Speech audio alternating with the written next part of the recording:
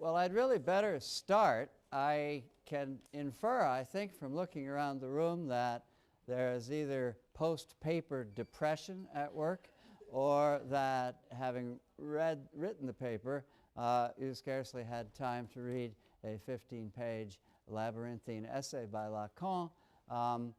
That's unfortunate, and I hope you're able to make up for it soon. And those of you who are here today can take such notes as you can figure out how to take and then go back to the text of Lacan and try to make use of them. It is a pity that not everyone's here, but we'll fare forward nevertheless. Now, there is an obvious link between the work of Peter Brooks that you read last time and this particular essay of Lacan, which of course I'd like to begin by underlining. It has to do with the part of the argument of Lacan which probably is most accessible to you after your tour through structuralism and related isms, and which in a way I think really can be used to anchor a certain understanding of Lacan, and it's something I am going to want to spend a lot of time with in the long run today. In any case, Brooks understood the fictional text, and the completed fictional narrative as a sustaining of desire through a series of detours, inadequate and improper endpoints overcome, resulting in a continuation of desire, resulting in a proper ending, that is to say, something corresponding to what Freud understood as the desire of the organism to die in its own way, and not according to the modification or pressure of something from without. And this sequence of détours in the elaboration of a narrative plot, Brooks called metonymy, in a way that by this time we ought to recognize as what happens in the putting together of signs along the axis of combination as it's described by Jakobson. But Brooks remarks also that at the same time there is a binding of this sequence of signs, of events in the case of a plot. There is a binding of these signs. There is an effect of unity, a feeling that the experience one has in reading a fictional plot is an experience of unity, and this effect he calls metaphor. That is to say, our sense of the unity of a fictional plot we understand as metaphoric. Some kind of identity or self-identity or close correspondence in the meaning of the variety of events that we have encountered results in a unity that can be understood in metaphorical terms. In other words, something like what Jakobson calls the poetic function has been superimposed on the metonymic axis of combination in such a way that the feeling of unity, the sense of the recurrence of identity in the signs used, is something that we can come away with. And this, Brooks argues, accounts for our sense of the unity of the plot, even as we understand it to be a perpetual form of the delay of desire. I speak of the delay of desire. That's most obvious, of course, in a marriage plot being the heart of fiction, perhaps, and most immediately intelligible. But, of course, desire takes many forms. There are many sorts of plot, and they always do, in one form or another, have to do, in Brooks's sense, with desire. Now, I pause in this way over Brooks because I think you can see, whatever frustration you may also be feeling in encountering Lacan, I think you can see that the same basic movement is at work in Lacan's understanding of the unconscious. The discourse of desire for Lacan, the perpetual deferral of bringing into consciousness, into being, into presence, the object of desire, Lacan too hearkening back to Freud, as Brooks does, hearkening back to the distinction made, by the connection made in Freudian thought and picked up by Jakobson between condensation in the dream work and metaphor in the dream work and displacement in the dream work and metonymy in the dream work. This is central as well to Lacan's argument. The deferral of desire, and for Lacan, the impossibility ever of realizing one's desire for a certain kind of other that I'm going to be trying to identify during the course of the lecture, is understood as metonymy, just as Brooks understands the movement of metonymy as not a perpetual, but a plot-sustaining detour or deferral of the end. So this, too, one finds in desire and in Lacan. And metaphor, on the other hand, he understands to be what he calls at one interesting point the quilting of the metonymic chain, the point de capiton, or quilting button, that suddenly holds together a sequence of disparate signifiers in such a way that a kind of substitution of signs as opposed to a displacement of signs can be accomplished. And we'll come back to this later on in attempting to understand what Lacan has to say about that line from Victor Hugo's poem, Boaz Asleep, the line, "His sheaves were not miserly nor spiteful." We'll come back to that. But in the meantime, the point of Lacan, and what makes Lacan's reading of desire different from Brooks's, and indeed what makes his reading of desire different from that of anyone who thinks of these structuralist issues in psychoanalytic terms, is that Lacan really doesn't believe that we can ever have what we desire. He has no doubt that we can have what we need. He makes the fundamental distinction between having what we desire and having what we need. The distinction is often put, and when you read Slavoj Žižek next week, who makes a much more central point of this, it's often put as the distinction between the big other, and later on we'll talk about why it's big, the big other, which one can never appropriate as an object of desire. It is perpetually and always elusive. And the objet petit a, the little object of desire, which is not really an object of desire at all, but is available to satisfy need. Sociobiologically, you can get what you need. Psychoanalytically, you cannot get what you desire. Now, the obvious gloss here, I think, is the Rolling Stones.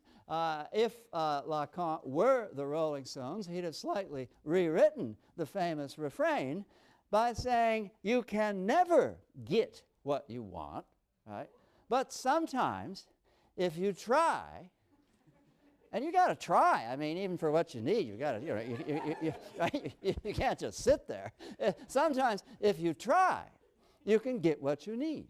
And so, and I'm sure that Mick Jagger had many sticky fingers in the pages of Lacan in order to be able, to make that important distinction. But I think it's one that perhaps you might want to salt away the next time you feel confused about the distinction between desire and need. Now, obviously, it'd be great if we could just stop there, but we do have to get a little closer to the text and try to figure out why in these terms given to us by Lacan, terms both structuralist and psychoanalytic, we have to figure out why this distinction prevails and what it amounts to. So we soldier on. First of all, let me just say a couple of things in passing. There is for humanistic studies more than one Jacques Lacan. There is the Lacan for literary studies, who I think is very well represented by the text we have before us, even though some of his most important ideas are only hinted at in this text. For example, we hear nothing in this text about his famous triadic distinction among the real, the imaginary, and the symbolic. This is something we can't really explore with only this text before us. And there's only the slightest hint at the very end of the essay, on the last page, of the distinction I've just made between the big other and the objet petit a. We'll have lots of time to think about that because it's central to the essay of Zizek that you read next week. But for literary studies, focusing on the structuralist legacy for Lacan, this is an exemplary selection. But there's also the Lacan, perhaps a more current Lacan, one better known perhaps even to some of you, of film studies. The Lacan of the gaze, the complicated dialectic of the gaze, which does very much involve negotiating the distinctions among the real, the imaginary, and the symbolic. And as I say, this Lacan we're obliged largely to leave aside, if only because of the selectivity of what I've given you to read. But as I say, these are Lacan, Lacans with quite different emphases, overlapping only to a certain degree. Now, the other thing I want to say in passing explains some of the rather strange tone of this essay. You notice that Lacan is just sort of bristling with hostility. And, of course, as well, condescension. Of all the big egos in our syllabus, this is by far the biggest. And you know, it's just something we have to live with and come to terms with. But the condescension isn't just toward the natural stupidity of all the rest of us. It's toward, in particular, what he takes to be the distortion of the legacy of Freud by most of his psychoanalytic contemporaries, particularly the International Psychoanalytic Association, many members of whom were the so-called American ego psychologists. Now, what is an ego psychologist? It's somebody who begins, as Lacan does too, and this is something we'll want to come back to. It's somebody who begins with Freud's famous proposition, wo es war, soll ich sein. Where it was, there I should be. In other words, out of the raw materials of the id, es, in the unconscious, the ego, that is to say, the capacity of the human organism to develop into its maturity, should arise. In other words, the relationship between instinctual drives and the proper inhibitions of human or adult consciousness should be a progressive one. And the purpose of psychoanalysis, the purpose of bringing people beyond their entrapment in the various infantile stages or beyond their entrapment in some form or another of neurosis, the idea of progress or development in psychoanalysis has to do with the emergence and reinforcement of the ego. Lacan hates this idea. And the reason he hates it is because that idea of the emergence of a stable and mature ego is presupposed by the idea that there is such a thing as stable human subjectivity. In other words, that there is such a thing as consciousness from which our communicative and linguistic and other sorts of systems derive. Lacan takes a completely different view of consciousness, and this, of course, is something to which we will turn in a moment. But the basic disagreement and the source of his most intense hostility throughout this essay concerns the question whether or not there is for each of us a stable and, by implication, unique subjectivity. We are not each other. We suppose ourselves, indeed, we complain when we think about ethics about our isolation from each other. We suppose ourselves to be altogether individual, whereas for Lacan, there is a kind of continuousness in consciousness, the reason for which I'll explain, which is not absolute. In the long run, in this essay, you will find, and I hope to be able to understand this as a kind of turn in his argument, in the long run in this essay, you will find that Lacan does actually hold out a limited sense of individual subjectivity, not really as autonomous subjectivity, not something that can that can authorize a sense of free will or power of agency, but a way in which owing simply to the complexity of the unconscious, a way in which each of us, as it were, inhabits a slightly different form of that complexity.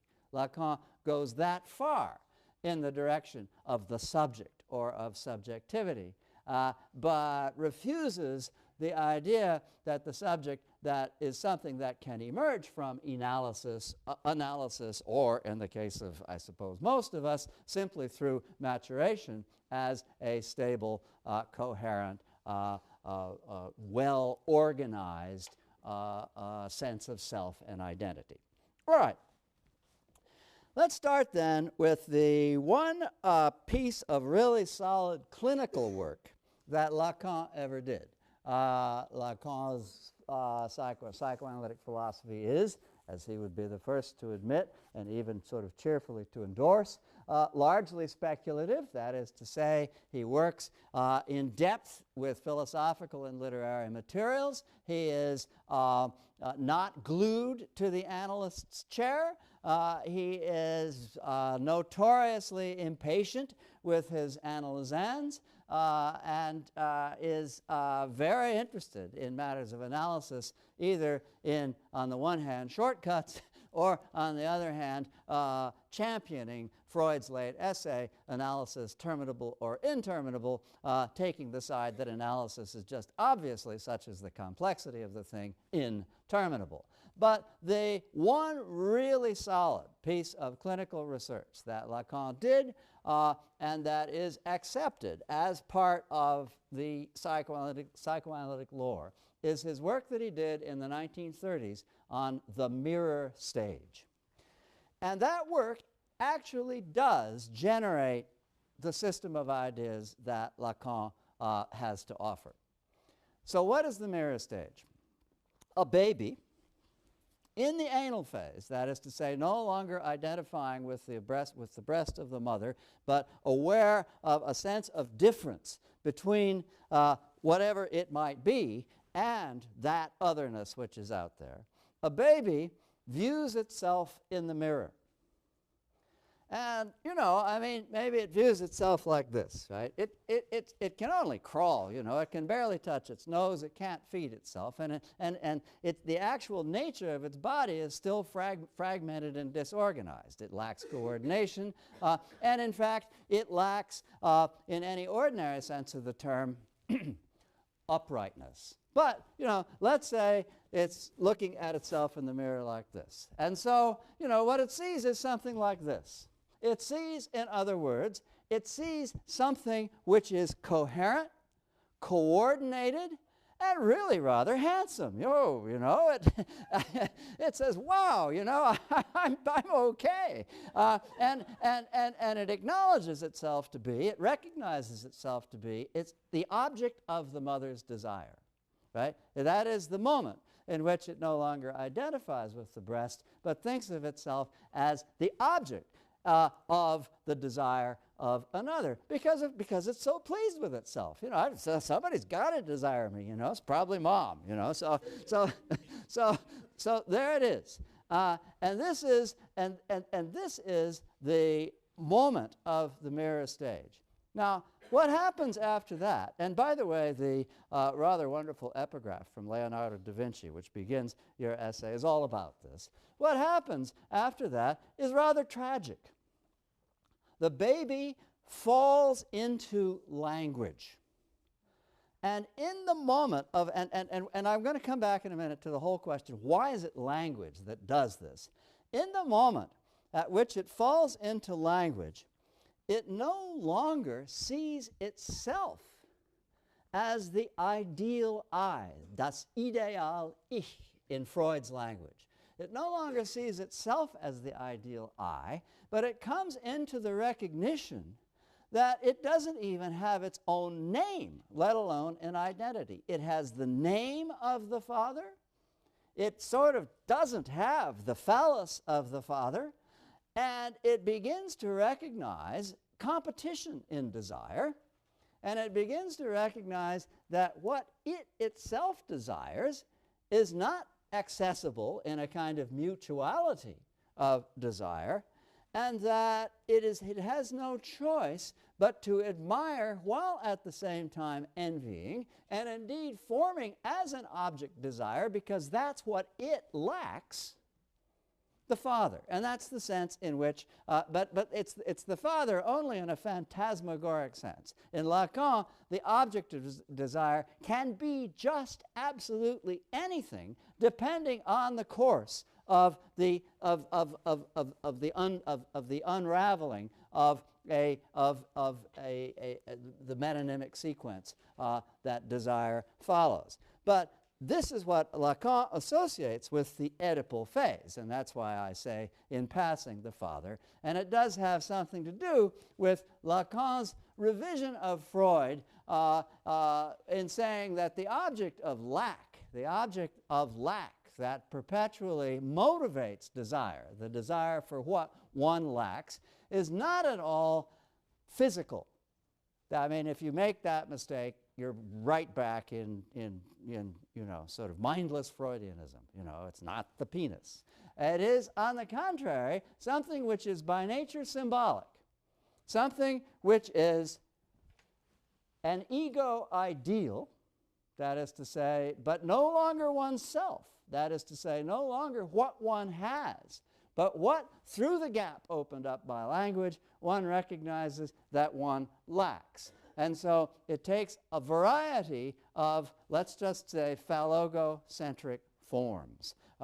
In film criticism, some of you may know the essay, the Lacanian essay of Laura Mulvey, in which the female object of the spectator's desire or gaze, dressed in a sheath dress, is actually, just like the baby, just like anything else, it is this.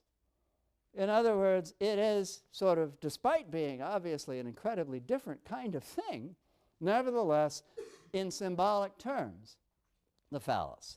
All right, now, so the question then is, why is it that it's language that does this? Lacan speaks of the impossibility of realizing an object of desire because the metonymic structure of desire follows what he calls an asymptotic course.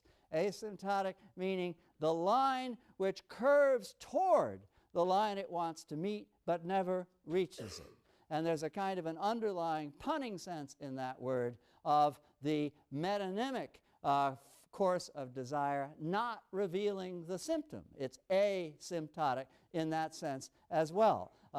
The only thing that can reveal the symptom is those moments of quilting, the moments at the point de capiton when metaphor, as Lacan says on two different occasions in the essay, reveals the symptom. So this is what happens when you can't get when you can't ever get what you want. And the question is, but don't worry, because you can always have what you need as long as you try. So the question is, why does language do this?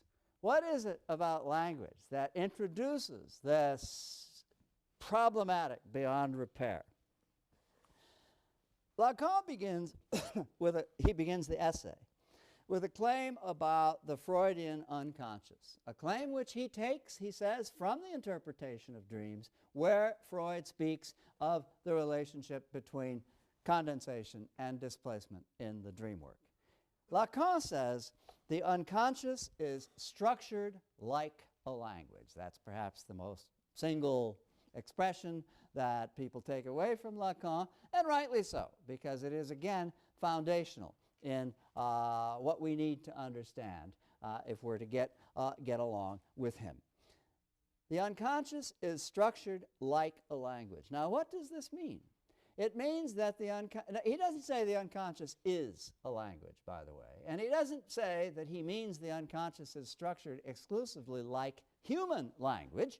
He means that the unconscious is structured like a semiotic system.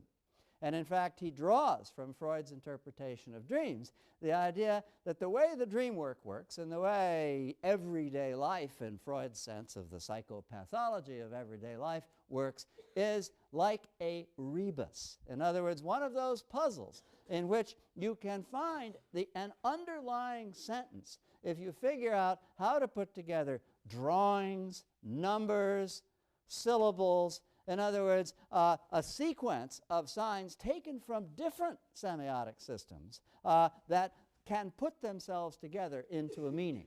That's how Lacan understands the dream work and the movements of consciousness to go. The unconscious, then, is structured like a language, which is not the same thing as to say it is a language. Now, okay, structured like a language.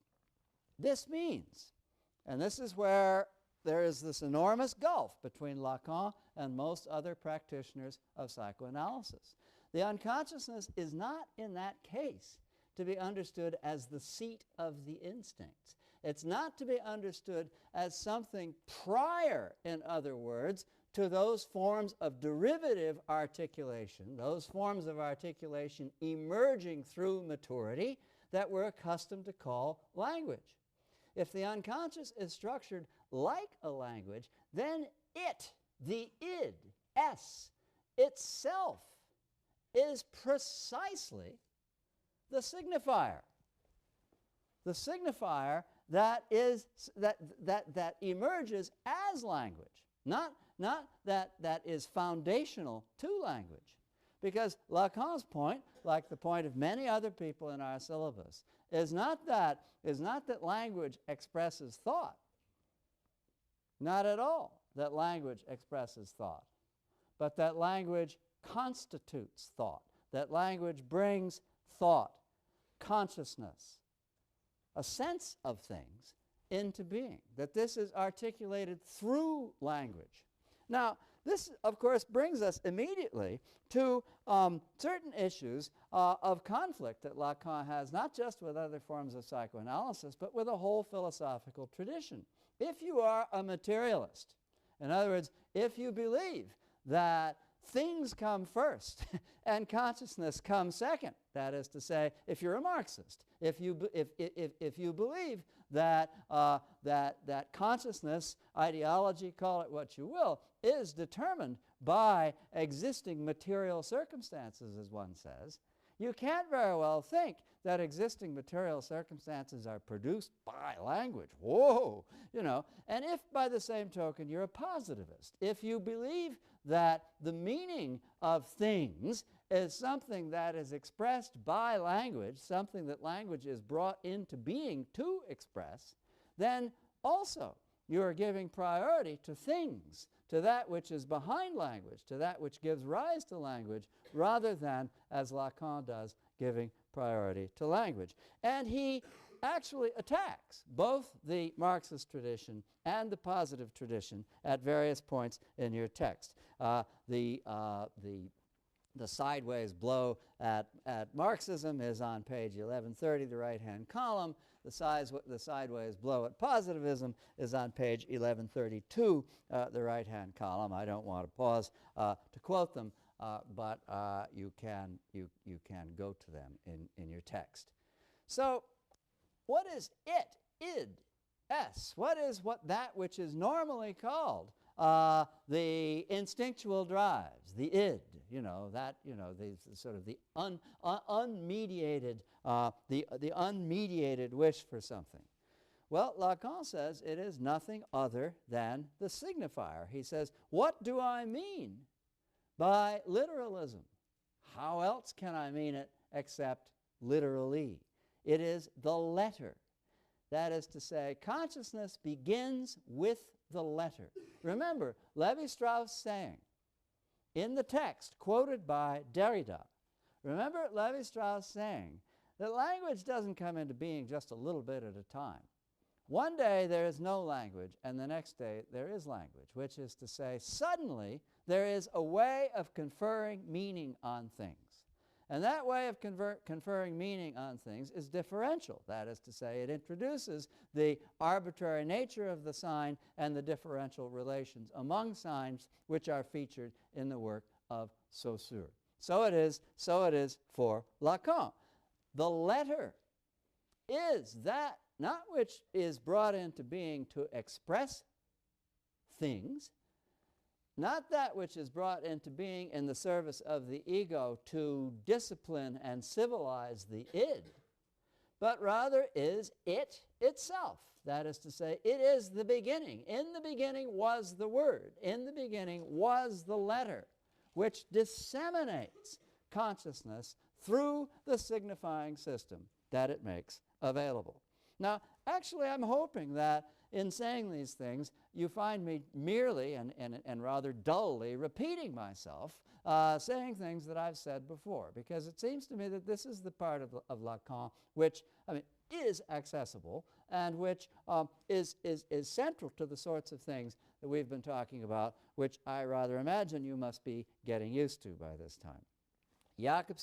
Lacan shares a structuralist understanding of how the unconscious discourses.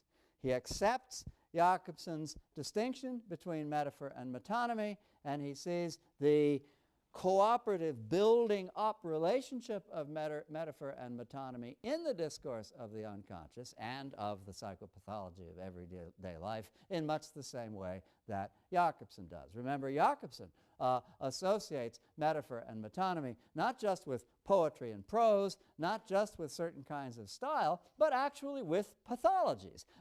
In its extreme forms, metaphor and metonymy as manifest in linguistic practice take the form of aphasias. And so, as Lacan points out, and so Jakobson too is concerned with something sort of built in, hardwired in the way in which language works in and as the unconscious, that in its extreme forms is aphasic and always expresses itself in tendencies either metonymic or metaphoric.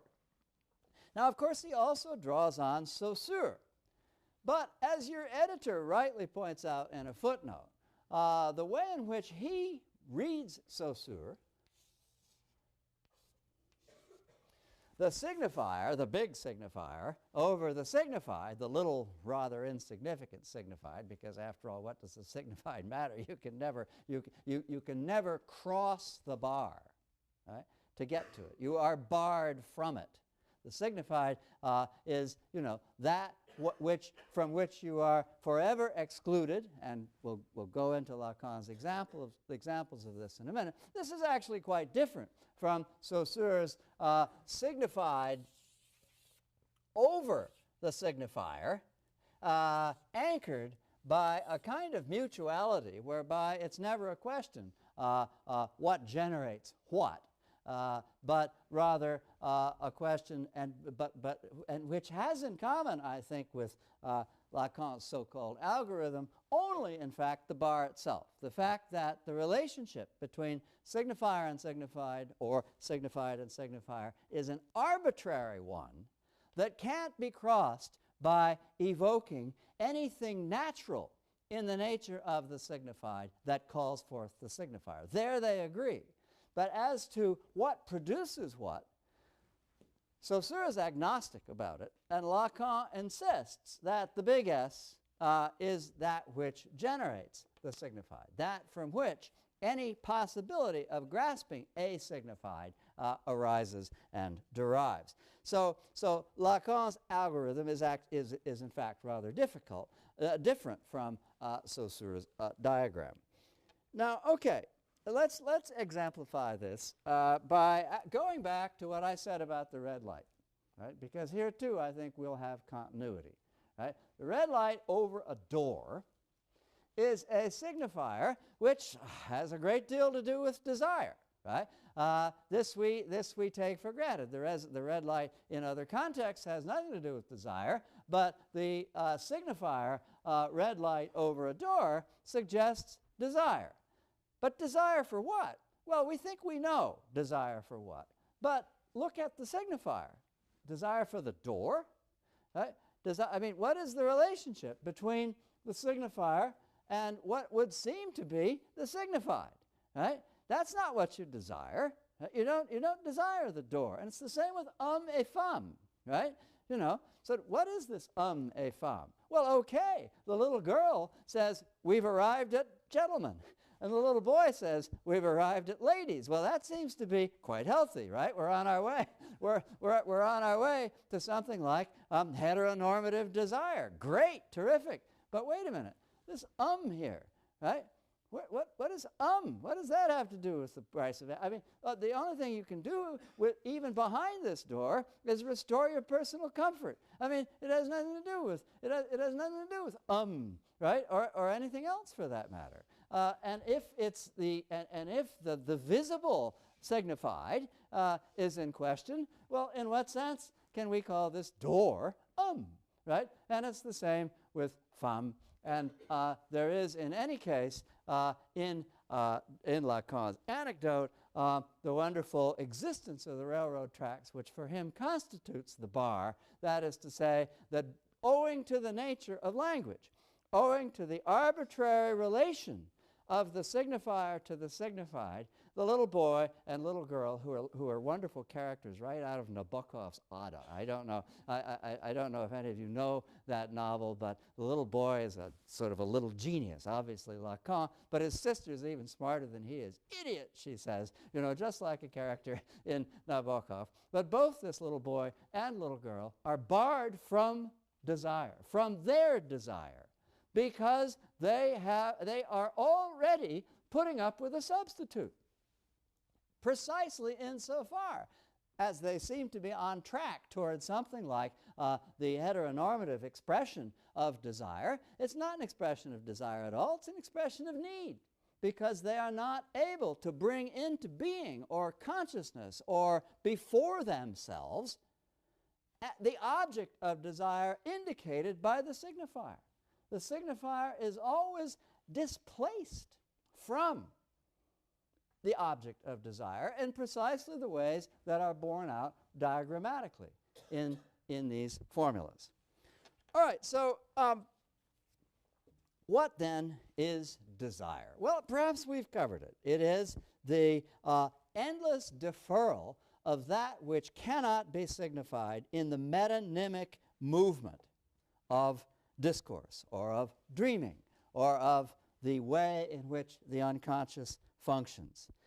And Lacan is very ingenious in showing, I think convincingly showing us, how it is that we get from one signifier to another. In other words, how what he calls the chain of the signifier works. You have a series of concentric rings, but each concentric ring is made up of a lot of little concentric rings which hook on to associated surrounding signifiers in ways that could be variable. This, I think, very nicely re-diagrams Saussure's sense of the associative structure of the vertical axis, that is to say, of the synchronic moment of language, the way in which some signifiers naturally cluster with other signifiers, and not just one group of signifiers, but a variety of groups of signifiers, but don't at all naturally cluster with just any or all signifiers, so that you get associative clusters in the axis of selection, and they are indicated by this. And as the chain of signifiers unfolds, the one or another of these possible associations links on. And remember, all of these signifiers are made up in turn of a chain of concentric circles. So I think this is a rather good way of understanding the unfolding of metonymy. Now, every once in a while, you get metaphor. Whoa! And it's a moment to be celebrated in Lacan, because it's, as he says, poetic, and it is also, as he says in a number of places, the manifestation, the only possible manifestation of the symptom. What is the symptom? The awareness of the lack of an object of desire expressed in a displaced manner. That is to say, expressed in a manner which is not, however, completely obfuscatory of the lack of the object of desire, just sort of caught up in my endless babbling, but rather is that moment of pause in which there is a gathering together of signifiers and ultimately a substitution of one signifier for another in such a way that one says, aha, I see it. I can't grasp it. I can't have it, but I see it. I see the object of desire. I see what has been displaced by the very act of signification. That's what he calls metaphor, and he sees metaphor as appearing at these points de capiton. Think of this as a quilt. Think of this as quilting. What do you call them? Quilting, those, you know what I'm talking about. Quilting nuts, pins. No, not needles. That's what you make a quilt with. Those little buttons, quilting buttons, right? You know, that's what a quilt is like. It's filled with something, and then the stuffing is held in place by buttons, right? So the stuffing of metonymic signification is held in place usefully for the analyst, for the reader, for the interpreter by these quilting buttons or point de capiton. And so the example that that Lacan gives is, as I say, he gives several examples. There are wonderful, dazzling readings, both of 4 lines from Valéry and of the 1 line from Victor Hugo. I focus on the Hugo because it's a little easier, just the 1 line. He says, there is something that happens in this line which is metaphoric. And I'm delighted that he uses the word sparks. In other words, the metaphoric, the presence of the metaphor is a spark. Remember I was talking about in Wolfgang Iser the need to gap a spark plug, in other words, the need to have a certain distance between 2 points in order for the spark to happen. If it's too close, it doesn't happen. You just short out. And if it's too distant, it doesn't happen because the distance is too great. So the spark that Lacan is talking about is the relationship. His sheaves were neither miserly nor spiteful. Is the relationship between Boaz and his sheaves. Because the sheaves themselves, which give of themselves, just as certain other things we could mention give of itself, the sheaves themselves, which give of themselves, and certainly are not miserly or spiteful for that reason. They're generous, they're open, they give, they feed us, etc., etc., etc., are supposed in metonymy to indicate that Boaz is like that. Oh, look at the munificence of Boaz's crop, It's neither miserly nor spiteful. But as Lacan points out, the miserliness and spitefulness comes back in an unfortunate way precisely in that word his. The word, because if he is a possessor of the sheaf, this involves perhaps sort of the whole, as it were, structure of capitalist or Darwinian competition, and involves, at least in an underlying way, all the elements of thrift, if you will, and competitive envy, spite, if you will, that seem to have been banished from the sentence. In other words, metaphorically speaking, Boaz returns in his absence. He substitutes. He is substituted for by the expression his sheaves. The possessive means that he is not the things that he's said to be, metonymically speaking. And the sheaves themselves are precisely what he is in the Oedipal phase, that is to say, precisely what he is if he is objectified by a baby looking at him, but at the same time, not at all what or where we expected him to be. In other words, the point de capiton of the sentence, of the line, is the substitution of Boaz for his sheaves and his sheaves for Boaz. So the line has both a metonymic reading and a metaphoric reading. Here I think you can see Lacan's sense of the relation between metaphor and metonymy hovering between that of Jakobson or Brooks and that of de Man, because there seems to be an underlying irreducible tension between reading the sentence as though, reading the line as though it says Boaz was generous and free of spite, and reading the line as though it said Boaz just necessarily because he's one who possesses something, a person who has the characteristics of miserliness and spitefulness. The tension, in other words, seems to me to be, in Lacan, an irreducible one, so that at least in that regard, we can place him closer to Lacan than we have to, say, Brooks or Jacobson. Which isn't to say that Jacobson is not the primary and central influence on Lacan's way of thinking about the axis of combination.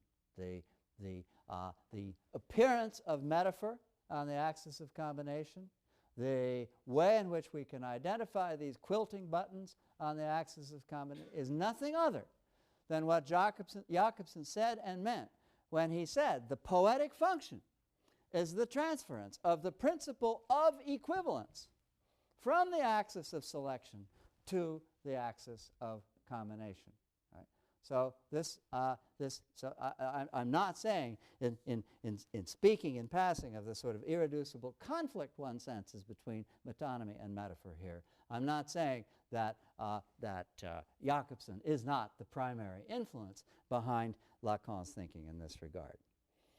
All right, now Lacan says language is a rebus, as I've said, and he says the movement of the signifier, which is the movement of desire, is the articulation of a lack. That is to say, it is in the impossibility of, as certain kinds of language philosophers would say, of making the signifier hook onto the signified, or as we might say, hook up with the signified. The impossibility of doing that is precisely the impossibility of realizing an object of desire.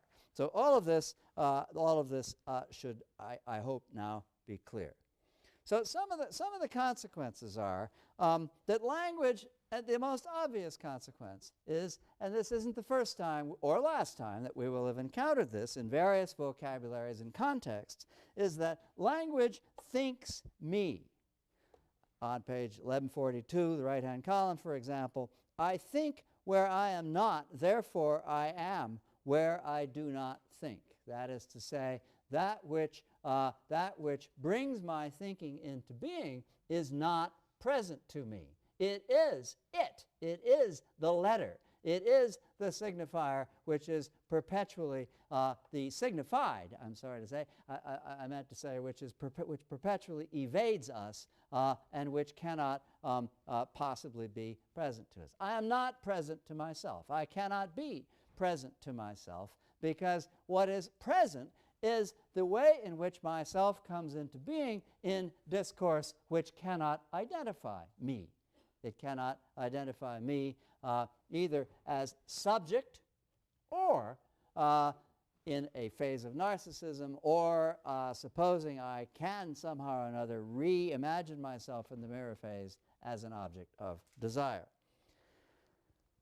All right, so I actually think that without quite having meant to, I've pretty much exhausted what I have to say and outline about Lacan.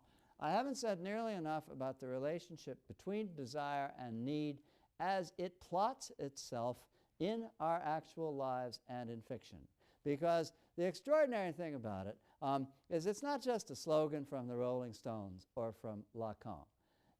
As we think about it, you know, not that we're not happy with our relationship with the things that we need. Obviously we are. But the extraordinary thing about it is that we recognize in our lives, in the magical world of film, that is to say, the world of illusion deliberately promoted by film, and in fiction, we recognize the absolutely central significance of this distinction.